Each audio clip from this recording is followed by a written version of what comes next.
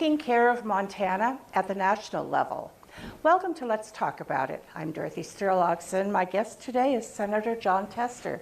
Thank you, sir, for joining us. Dorothy, it's great to be with you. Thank you. What brings you to eastern Montana? So we've been doing a Farm Bill listing session. The Farm Bill expires the end of September this year. Farm Bill is critically important for the state of Montana because agriculture is our #1 industry. And getting input from folks on the ground in the business, family farmers and ranchers, as we go around eastern Montana in this case. We'll be doing others through the central part of the state and across the western part of the state. But this is a big deal for the state of Montana, and making sure that we have a farm bill that meets the needs of our folks in production agriculture, the folks in the forest with the forestry title, is really important, and plus a lot of other things. I mean, it's a big, big bill. And we've got to make sure it's written right, because it'll be for the next 5 years.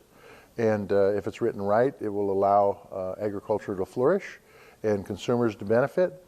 If it's written wrong, of course, exactly the opposite will happen. And what are you hearing, the concerns? Well, look, some of it is don't screw it up. The crop insurance program we have now is pretty good. We need to expand it to some other crops that aren't being covered, including cover crops. We need a little more flexibility in some of the programs like EQIP, because there's a lack of workforce out there for well drillers, for example. And so consequently, you can get approved for a project. You won't be able to find anybody to do the project for maybe 18 months. The program runs out, the authorization runs out, so we need more flexibility in making sure that those dollars are there to get these projects done. Heard some things about competition, the fact that we might need a competition title, which would be a new title to the Farm Bill, because quite honestly, the marketplace is pretty consolidated right now, and if we can do some things to increase competition, capitalism works a lot better, and both the farmer and the consumer will benefit from that. Competition is good, and plus there's a lot of things. Look, I think I've got 14 pages of notes over 3 different listening sessions so far. We've heard a lot of the same stuff, the stuff I just brought up, but the truth is that we're going to hear some more, and then we'll take those ideas back, starting when we go back on the 23rd, and I'll be visiting with folks on the Ag Committee about how we can incorporate this stuff into the bill. And look, truth is we won't get it all incorporated into the bill, but we'll get some wins on this and get some things that'll work well for agriculture in Montana. And that's really the point. The ag bill right now is a pretty good ag bill. It works pretty well. It may not be the best bill we've ever had, but it's not the worst one either. If we can make some improvements on the ag bill moving forward, that's a step in the right direction, and that's my goal. The ag bill is not just for Montana, it's for producers nationwide. That's correct. Are you hearing from producers that there's a fertilizer issue? Absolutely. What do you do about that? Well, I think one of the things we need to do is, for example, parochially, we need to get the Port of Raymond open for a 24-hour port. That will help because a lot of the fertilizer comes in from Canada. There's a vaccine mandate still for truck drivers. That needs to go away. Should have went away 6 months ago. That needs to go away.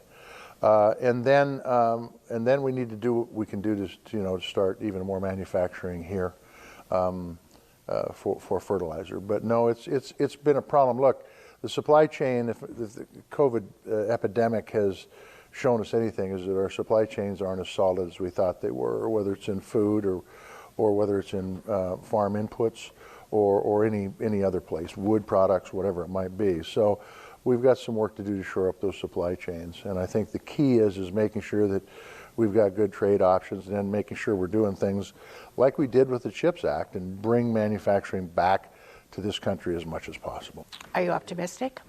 Oh yes, absolutely. Very optimistic. I think that COVID was nothing good came out of it, but the truth is there may be some good things that come out after it's over with.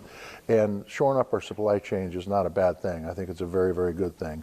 Making sure we're manufacturing stuff here domestically, especially so we don't have to depend on folks overseas. And look, you didn't ask about it, but I'll tell you, the CHIPS Act that we passed is a prime example of this.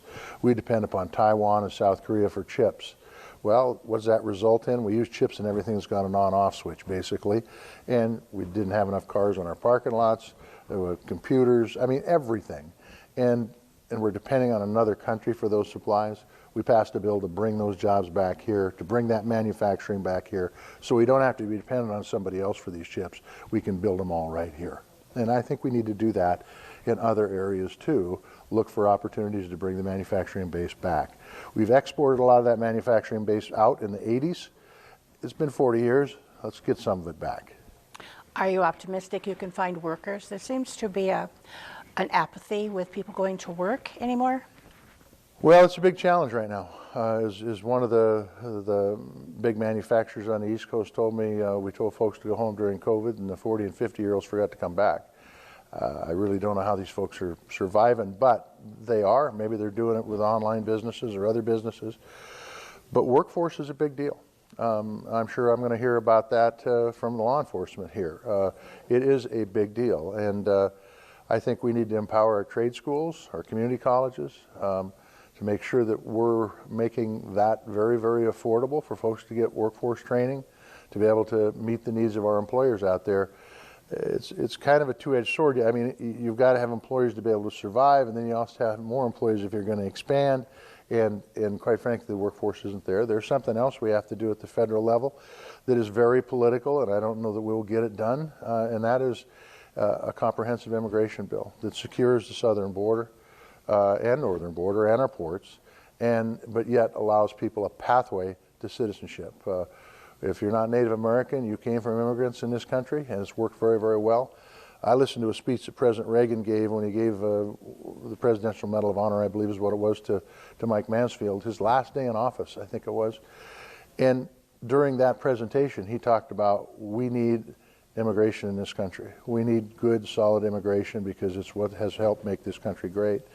I think we need to listen to what he said nearly 40 years ago, 35 years ago, and work to get a good comprehensive immigration bill passed that meets the needs of our businesses and meets the needs of this country.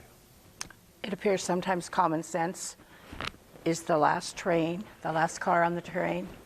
Talk about the border, how it got to this point. I mean, we've always had immigration and a lot of it illegal, but it's unbelievable now what we see. It's been very, very politicized, to be honest with you, and it's very unfortunate. There are plenty of bills and amendments that have come forth that have been defeated, and I think it's more about political gain than it is about solving the problem, and I think people are sick of that, quite honestly. You know, as has been pointed out many times, there's Democrats, Republicans, Independents, but we're all Americans, and the border needs to be secure. Make no mistake about it, and I think it's been far, far, far politicized, and I think that's stopped us. There's been people. Look, I had an amendment here before we left, before Christmas, that would have beefed up border security, and it failed miserably. Both sides voted it down, and I think that's the kind of stuff that we need to be paying attention to because, quite honestly, the border is a problem. We need to secure it. We need to make sure we know who's coming across. We need to make sure that we have good immigration policies for workforce. And we can do all those things, but it's going to take working together to do it, both sides, Democrats, Republicans, Independents. And I think hopefully it's a high priority of this Congress, and hopefully politics don't get in the way of getting it done because it needs to get done. What's going on right now is unacceptable. And we need to make sure that Congress does its part to fix the problem. Along with the people coming in, they're bringing trafficking, drugs. Yep. Has that reached Montana yet? Oh, for sure. I mean, you know, we've got a fentanyl problem in this state. I think it's a serious issue that we need to deal with, and I honestly think that there may be some coming in backpacks, but most of this stuff is coming in via trucks and cars and vans, and I think technology is the key. We need to get technology where we can x-ray these vehicles in a timely manner to not stop trade, but continue to flow through to catch the bad guys that are doing this and hold them accountable. And we can do it. We just need to make an investment in technology. It's out there. We like to think in eastern Montana that we're protected from the bad things of the world, but we have fentanyl here. Oh, absolutely. We have human trafficking. We have a task force in Glendive that is working to combat that. How can you help us? So nobody's immune from the issues of drugs or human trafficking or any of the bad things that we see on TV. And there is nobody immune in the country. And the work that the Eastern Montana Task Force has done on drugs needs to be supported, and we do. They get serious federal dollars for goes through the Montana Board of Crime Control, and they get serious dollars for helping employ people and getting the equipment they need to be able to catch the bad guys and be able to deal with the drug problems that are out there. And we need to continue to plus up those bills. I helped do that in the omnibus bill so that these folks can continue to have resources. They can't do their job without dollars, quite frankly. They can't do it based on their good looks. It's going to take equipment, it's going to take manpower, and we need to continue to support the effort because they're doing some really good work. What part of what takes place starts with school kids? Are you in favor of teaching that at an early age? Educating kids about the pitfalls of drugs, absolutely, and I think that's the biggest bang for the buck right there. We need to absolutely incorporate it into what we're talking to kids about every day, because quite frankly, if there's anybody out there, kid or adult, that thinks using drugs is going to make life more simple or better, they're absolutely 100% wrong. And we need to make sure that we've got people talking to those kids that understand that and drive that home. And I think that kids is where the biggest opportunity is.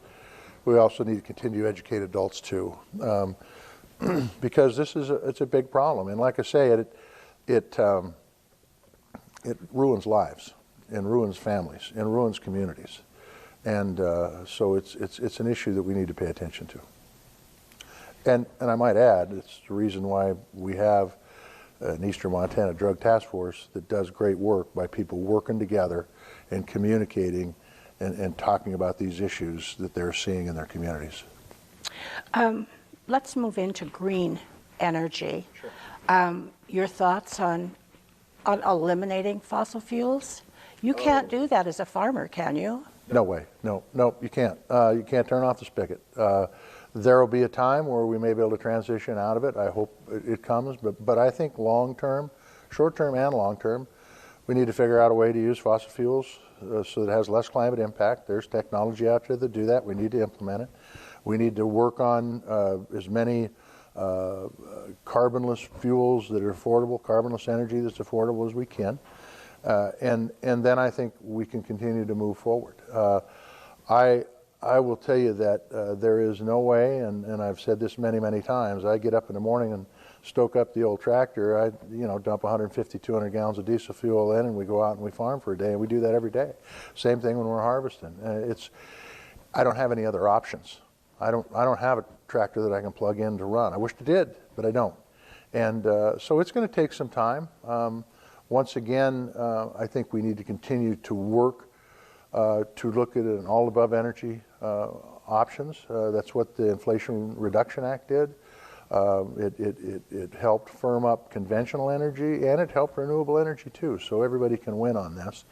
I think affordability is a big deal, and the truth is the climate is a big deal. If you take a look at the money in disaster that we're putting out at the federal level, well, we need to be paying attention to this, but we need to use a little, as you pointed out, common sense along the way. You just can't shut off the switch. If you do, it'll have devastating effects on the economy. Have you taken a lot of heat for your stand on the Keystone Pipeline?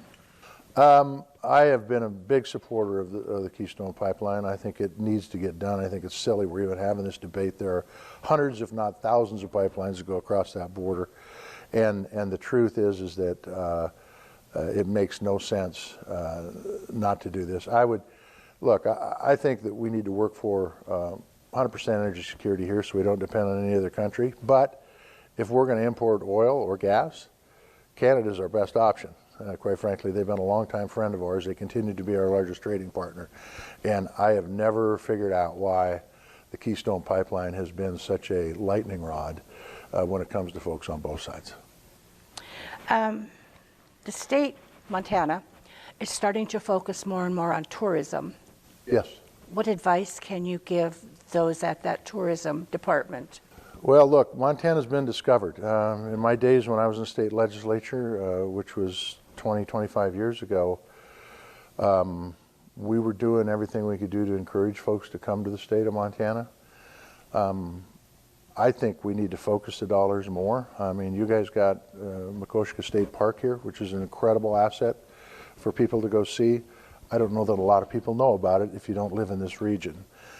Those are the kind of things I think we should be focusing on. The places that haven't been discovered. Glacier's been discovered. Yellowstone's been discovered. Flathead Lake's been discovered. Fort Peck's been discovered. There's a lot of other places that haven't been, and I think that's where we should be focusing our dollars when it comes to bringing people into the state for seeing the beauty of Montana. That aside, we're going to continue to see people come into this state. I say this, and this isn't an overstatement. We live in the greatest state, in the greatest country in the world, and it's a great state because of God's infrastructure, of being able to go over to see the plains, the prairies, and the mountains, and the wildlife. And not every state has this. I guarantee you not every state has. In fact, there is no state that has it as good as Montana does. That's going to continue to draw people to our state. So just the infrastructure we have by the good work of the good Lord has made it so we're going to draw people into this state. So we just have to take advantage of the opportunities when they come to be able to maximize businesses' ability to grow and expand and employ people and make a few bucks.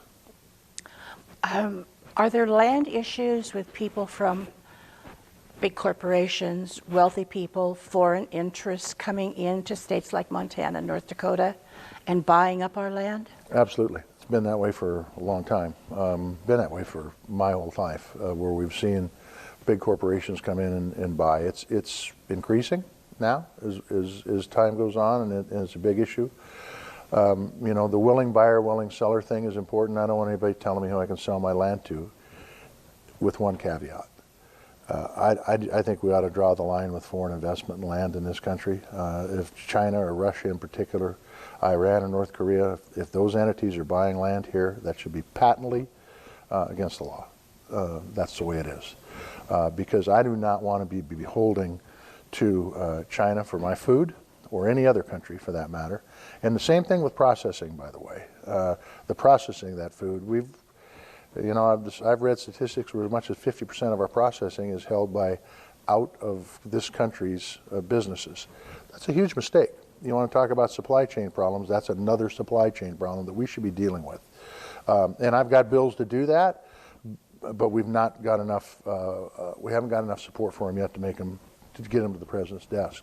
But we're going to continue to push those. But look, buying land is a problem as far as a foreign investment. Now, if you've got a rich guy that's coming in and buying land, I don't see how, and I don't necessarily support. In fact, I don't support saying, you know what, this guy can buy land, that guy can't. It just isn't the way the system works. It's always willing buyer, willing seller. Foreign aid. Yes. We are number one in supporting the world at times, it seems. How do you feel about all of the money that's going to the Ukraine right now? Well, I can tell you, I think it's a war worth supporting. I think if you read your history books and see what happened in the days of Hitler, and might as well believe Putin. He says he wants to bring the USSR back again. Take him at his word. I do not believe he will be done with Ukraine. And at some point in time, you have to stop bad people from doing bad things. The Ukrainian people are fighting with their lives. They're fighting for democracy. As we were told by the president of Ukraine on a Zoom call, and quite frankly, in the speech that he gave to the joint session that Zelensky gave here a month or so ago, they want to be like us. They like democracy. And I think democracy is worth fighting for. And democracy, by the way, is not it's not the standard that we've had for our whole lives.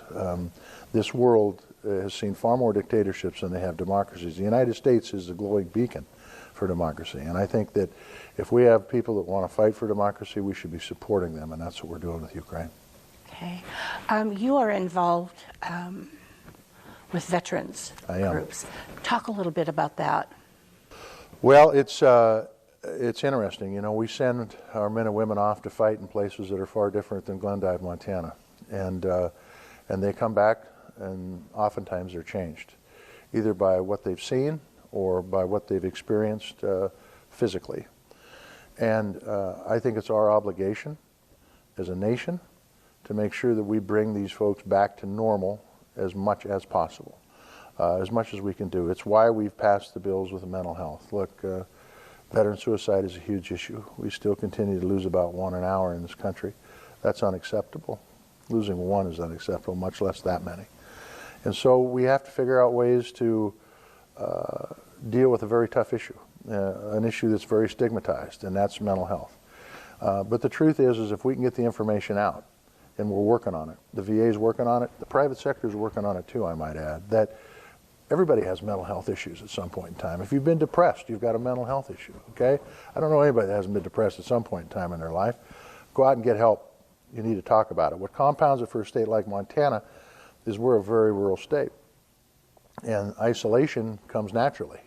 And isolation is the worst thing you can do. You've got to be able to talk to people. And so getting those healthcare professionals in places like eastern Montana, and I say that not because I'm in eastern Montana, it is a fact. We need more healthcare professionals across the state, but especially in eastern Montana. It's particularly a challenge. That's a big deal. And then we'll go to the PACT Act, the Toxic Exposure Act, that we had a heck of a time getting passed, by the way, and I might add a heck of a time getting funded in the omnibus bill that we passed right before Christmas. We've got people that we send off back in World War I. You know, it was mustard gas, and World War II radiation, Vietnam, Agent Orange. Now we've got these doggone burn pits. And you can look back and say, why did this ever happen? And that's a really good question, but the fact is it did happen. And we had burn pits when I was in Iraq.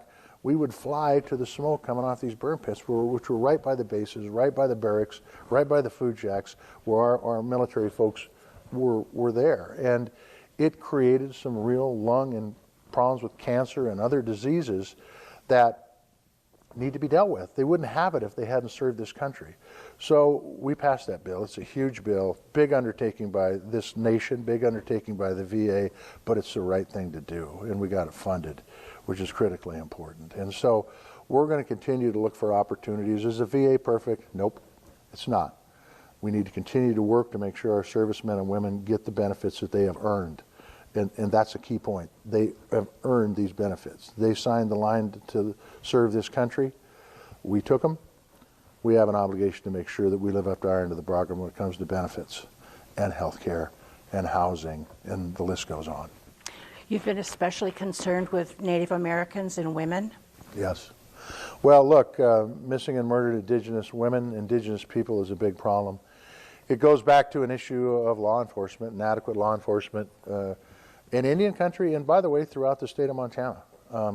It's a big deal because we're all connected up through our roads, and then we have the court cases that they'll find the person, and then they're never brought to trial, and quite frankly, that declination of making sure people are held accountable for what they have done or not done through our court system is really, really important to get to the bottom of it and to deter it from happening again.